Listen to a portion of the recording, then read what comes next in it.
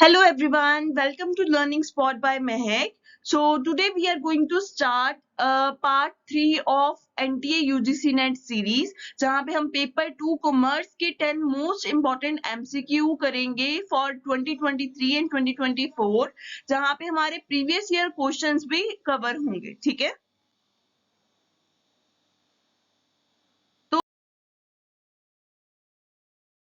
तो अगर आप चैनल पे नए हैं तो please subscribe my channel Learning Spot by Mahak. So first question is ABC have been sharing profits in the ratio of 8:5:3.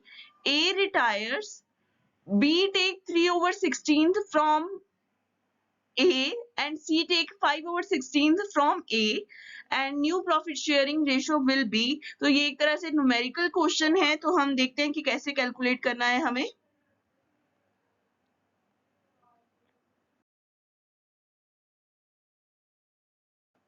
देखो ए बी सी, ठीक है, शेयर उनका दिया है 8:5:3. तो ए के पास टोटल 8/16 शेयर है, ठीक है, जहां पे बी उससे ले रहा है 3/16 क्योंकि बी अभी ए तो रिटायर हो रहा है तो वो अपना शेयर बी और सी को देके जा रहा है. बी ले रहा है 3/16, सी ले रहा है 5/16. अगर हम इसका इन दोनों का गेन ऐड करें तो वो ए के शेयर के इक्वल होगा, ठीक है. तो बी का ऑलरेडी जो ओल्ड प्रॉफिट शेयरिंग रेशियो है उसमें उसका जितना गेन है, ठीक है, वो क्या हो जाएगा, ऐड हो जाएगा. 5/16 प्लस 3/16 तो आ गया 8/16. और ऐसे ही सी के शेयर में भी अगर हम ऐड कर दे 5/16 तो 8/16, तो न्यू प्रॉफिट शेयरिंग रेशियो हमारी आएगी 8:8 मींस इक्वल रेशियो 1:1. तो करेक्ट आंसर हमारा ए ऑप्शन आएगा 1:1.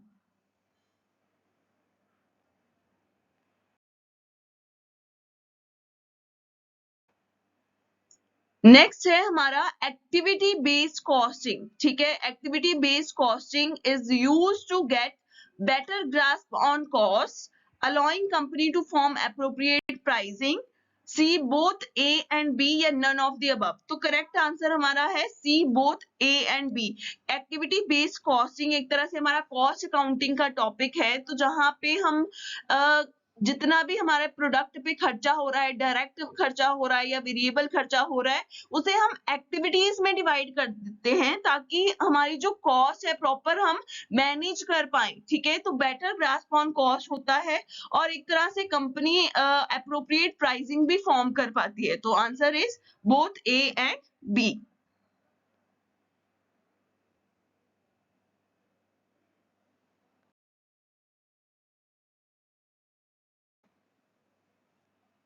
Now next question is what does the time period of life cycle cost for a product. ठीक है, अगर हमें लाइफ साइकिल कॉस्ट किसी भी प्रोडक्ट की कैलकुलेट करनी है तो उसके लिए टाइम पीरियड हम क्या लेंगे, 1 वीक, 1 मंथ, 10 ईयर या प्रोडक्ट के इंटायर लाइफ टाइम. तो अभी लाइफ साइकिल कॉस्ट किसी भी प्रोडक्ट की अगर हम बात करें तो लाइफ साइकिल में तो जब से प्रोडक्ट वो बनना शुरू हुआ तो उसकी जब तक वो डिक्लाइन नहीं हो जाता, डिस्पोज ऑफ नहीं हो जाता, तब तक की पूरी कॉस्ट आएगी. तो यहाँ पे करेक्ट आंसर क्या आएगा, प्रोडक्ट्स एंटायर लाइफ टाइम, ठीक है. ये हमारा टाइम पीरियड होगा जब हम लाइफ साइकिल कॉस्ट जो है किसी भी प्रोडक्ट की कैलकुलेट कर पाते हैं, ठीक है. प्रोडक्ट्स एंटायर लाइफ टाइम हमारा करेक्ट आंसर है.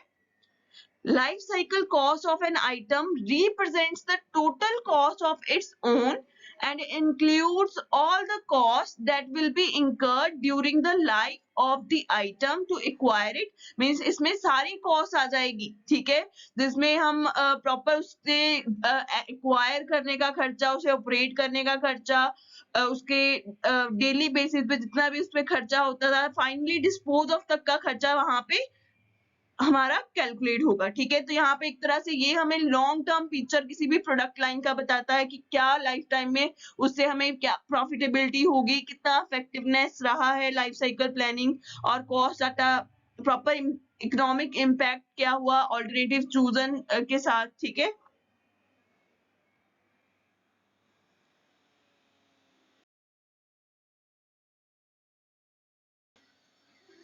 Now next question is which of the following is considered as the selection of target price understanding customer requirements, improving product design and use of cross functional team. तो option है target costing, target pricing, value engineering या all of the above. तो correct answer हमारा यहाँ पे है target costing. ठीक है, तो यहाँ पे अगर हम देखें टारगेट कॉस्ट अगर हम प्रॉपर अचीव कर पाए, टारगेट कॉस्ट क्या होता है, किसी भी प्रोडक्ट को बनाने का एक तरह से हम एक टारगेट ले लेते हैं कि इस कॉस्ट से, इतनी कॉस्ट से ज्यादा नहीं होनी चाहिए। ठीक है, हमें ये प्रोडक्ट इतनी कॉस्ट के अंदर अंदर ही बनाना है। ठीक है, ताकि हम प्रॉपर एक टारगेट प्राइस सिलेक्ट कर पाए। ठीक है, प्रॉपर कस्टमर की रिक्वायरमेंट मीट कर पाए। ठीक है, जो कस्टमर को चाहिए, जिस प्राइस में चाहिए उतने में दे पाए, प्रॉपर प्रोडक्ट का डिजाइन इंप्रूव कर पाए। ठीक है, वो भी टारगेट कॉस्टिंग में ही आता है कि प्रॉपर एक डिजाइन हो और उस कॉस्ट में कवर हो जाए। ठीक है, और क्रॉस फंक्शनल टीम्स भी यहाँ पे यूज होती हैं। तो करेक्ट आंसर हमारा टारगेट कॉस्टिंग रहेगा। ठीक है, ये एक अप्रोच है जहां पे हम कंपनी जो है प्रॉपर प्लान करके चलती है कि क्या प्राइस होना चाहिए प्रोडक्ट का। ठीक है, प्रॉपर कॉस्ट क्या होगी, क्या प्रॉफिट मार्जिन होगी, कैसे हम उसे अचीव करेंगे। ठीक है, ये एक पावरफुल टेक्निक है जो हमें हेल्प करती है कॉन्टिन्यूस मॉनिटरिंग में कि एक्चुअल में खर्चा कितना हो रहा है। ठीक है, और हमने बजट जो बनाया है वो कितना है। ठीक है, ताकि हमारी प्रॉफिटेबिलिटी जो है वो एक हम अचीव कर पाए। ठीक है,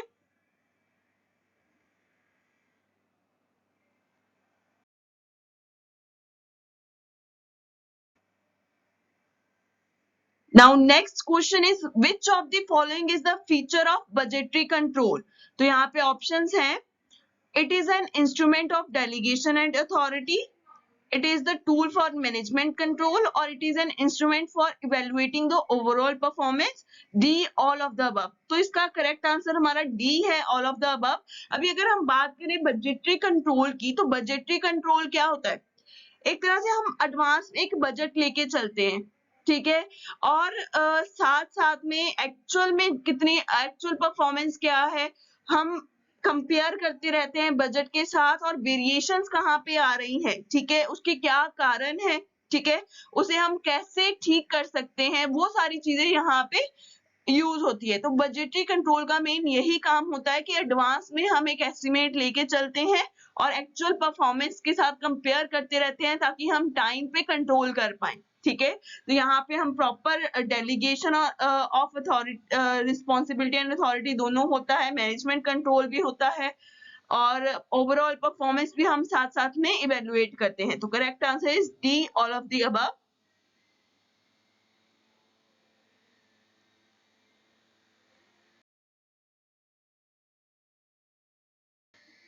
नाउ नेक्स्ट क्वेश्चन है मल्टीपल चॉइस का। ठीक है, यहाँ पे हमें मैच दी फॉलोइंग करनी है।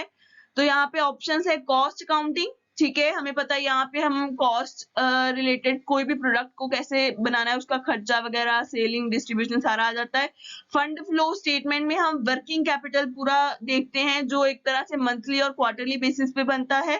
कैश फ्लो स्टेटमेंट में हम प्रॉपर कैश इनफ्लोज और आउटफ्लोज कितना हुआ है, ठीक है, वो देखते हैं। रेशो एनालिसिस हमारा फाइनेंशियल एनालिसिस टूल है।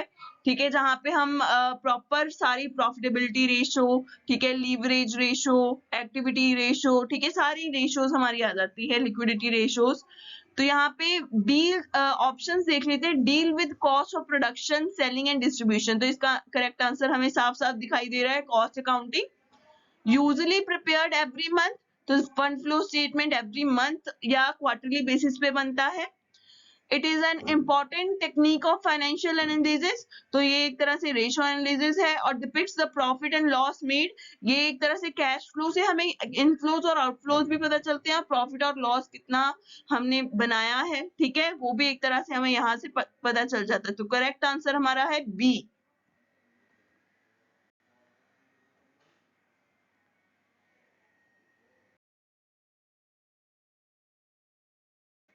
नाउ नेक्स्ट क्वेश्चन है vouchers relate to cash receipt, cash payment, credit transaction या D all of the above. तो वाउचर की अगर हम बात करें इसमें सारे रिसिट्स आ जाती हैं। ठीक है, तो आंसर आएगा D all of the above. ठीक है, वाउचर एक डॉक्यूमेंट होता है जो रिप्रेजेंट करता है amount payable to the outsider to providing services. It contains detailed information regarding pay amount, date, signature, ठीक है, जहाँ पे कैश और क्रेडिट दोनों का वाउचिंग होता है, और ये एक तरह से ऑडिटिंग पर्पस के लिए बहुत इंपॉर्टेंट डॉक्यूमेंट होता है, ठीक है। Voucher are also called source document, ठीक है, जो एक तरह से आइडेंटिफाई करता है कि एक्चुअल में वो ट्रांजैक्शन हुई है। इसमें bill receipt, cash memos, paying slip, cheques, invoice, tax invoice, debit note, credit note, सारी चीजें आ जाती हैं।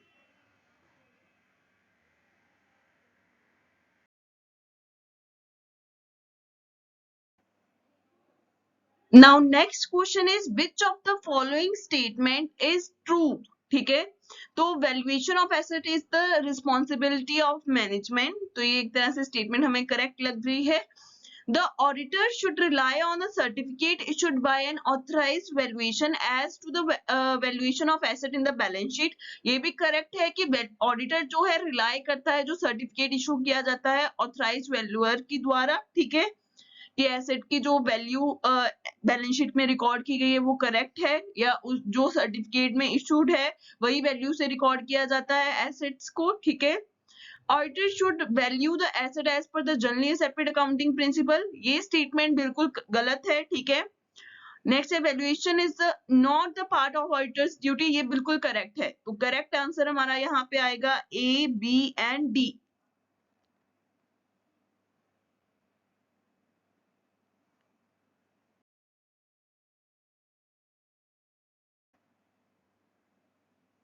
Now next question is the special audit report is address to. अभी स्पेशल ऑडिट कब करवाई जाती है, जब कोई फ्रॉड या रूल्स या रेगुलेशन लॉ का वायलेशन हुआ है, वहां पे अगर कोई सस्पेक्शन हो तो वहां पे स्पेशल ऑडिट करवाई जाती है। तो स्पेशल ऑडिट की जो रिपोर्ट है वो हमारी सेंट्रल गवर्नमेंट के पास जाती है, ठीक है।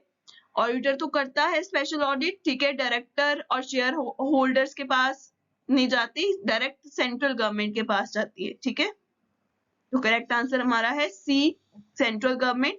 Special audit report are prepared after inspecting the financial record by following the directives for the audit to be perform before the usual annual audit. The government may order a special audit conducted if there is evidence that its financial affairs are not being run in accordance with the proper accounting practices, means proper accounting practice जहां पे नहीं follow किया जा रहा, कुछ यहाँ पे government को एविडेंस मिला है तो उस बेसिस पे वो स्पेशल ऑडिट कंडक्ट करवाते हैं, ठीक है।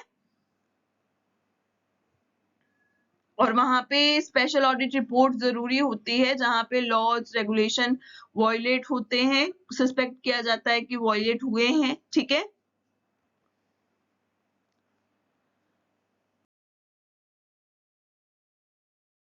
Now last question, which of the following is not a technique of management audit, ठीक है, मैनेजमेंट ऑडिट का पार्ट कौन सा नहीं है। ऑब्जर्वेशन ये पार्ट है मैनेजमेंट ऑडिट का, रेशियो एनालिसिस ये भी पार्ट है, फाइनेंशियल एनालिसिस ये भी पार्ट है। तो हमारा करेक्ट आंसर यहाँ पे है नन ऑफ दीज, ठीक है। Management audit is the assessment of capabilities of the company's management and carrying out the company's objective. The technique involved in conducting the management audit are inquiry, examination, confirmation, observation of pertinent activities and conditions, correlation of information, ratio analysis, financial analysis. तो ये सारी management audit की techniques हैं, तो यहाँ पे correct answer है हमारा none of these.